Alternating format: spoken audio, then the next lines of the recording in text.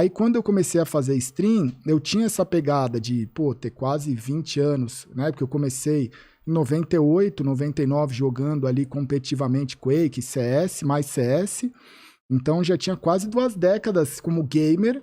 Tá. E aí eu falei assim, eu tenho um background e uma abertura da comunidade de games, mas eu quero fazer live porque eu tava no processo, né? Eu tinha sido clinicado com depressão, tava no fundo do poço, assim.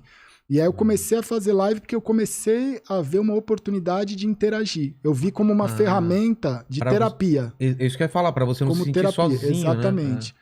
E aí eu falei assim, cara, eu acredito, quando me deu um estalo grande, porque eu falei assim, quando eu fui no psiquiatra, ele comentou, ele falou, cara, muita gente, velho, eu acho que ele deu uma estatística que foi bem impressionante pra mim, de quantas pessoas ou vão ter depressão, ou estão passando por isso, ou já passaram. Né? Ele falou, cara, é um mal do século isso. É absurdo, cara. E aí eu virei e falei assim, cara, eu posso, se eu tô passando por isso, vai ter outras pessoas que estão passando por isso, e a gente pode se conectar de alguma forma.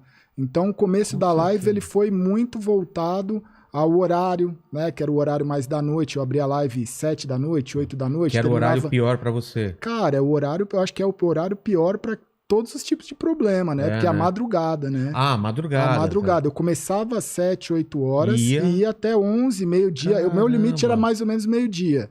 Porque como eu tava num processo também de... Eu acho que a depressão é você tá com muita raiva, né?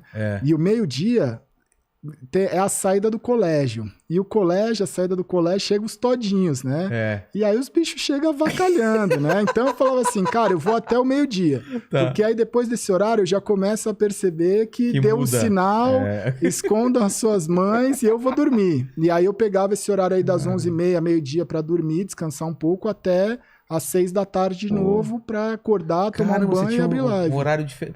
Parece minha vida, cara. Eu também durante muito tempo fiz esse horário trocado. Eu fiz por causa da noite, né? De fazer show e tal. E eu fiz um episódio aqui, cara, foi muito interessante, aliás, pouco assistido, mas que é de comediantes e depressão. Comediantes tristes que chama. Porque imagina, cara, ninguém imagina que um comediante que fala sobre alegria, que conta piada, talvez o tipo de profissional que mais sofre de depressão, porque você tem que ir lá no palco, e aí galera, você tem que estar com aquela alegria e fazer o pessoal, só que às vezes você tá destruído por dentro, cara, né? E tinha um pouco disso, assim, no começo tinha bastante gente que entrava lá, né, caía no canal, igual, por exemplo, tem no YouTube canais recomendados, a plataforma Twitch, ela te traz ferramentas para você acabar parando sem querer, né, no recomendados ali de alguém. Tá, igual o YouTube. Igual o YouTube. Então, muita gente aparecia no começo, né, muita gente. Eu comecei a fazer live para uma pessoa. Ah, você começou do 5, zero?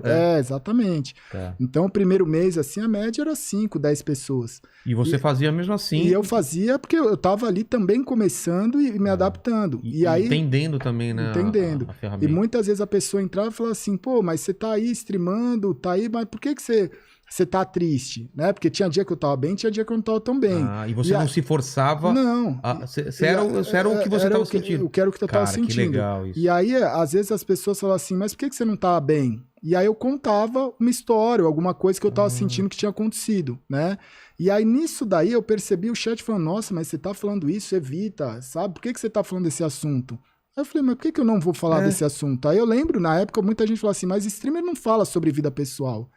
Aí eu falei, cara... não falava? Então, era um feedback que o pessoal ali, que estava mais, né, conectado na plataforma, me passou, e eu comecei a reparar, eu falei assim, normalmente, a maioria dos streamers, ele entra lá, ele faz a game... É igual você falou do comediante, assim, né? Ele faz a gameplay dele. E aí, galera, ele vai lá, joga o jogo novo, ou um jogo que ele gosta, se diverte, entretém, e ele não entra em muitos assuntos pessoais, né? Assuntos que às vezes vai deixar o clima da live mais pesado, às vezes vai deixar, né, vai impactar de alguma forma que não é o que ele quer. Entendi. E aí eu percebi que eu falei assim, cara, eu tô aqui, eu tô querendo, o intuito dessa live é a interação e a terapia. Se você porque vinha mensagens também, tipo, pô, não sei o que legal ver que eu jogava CS, te acompanhava lá na época dos anos 2000, que legal que você tá fazendo stream, meu dia não foi muito bom porque eu fui demitido, sabe? Aí eu falei assim, pô, se você tá me contando o seu problema, e se eu tô falando que você pode dividir o seu problema, como é que eu não vou dividir o meu?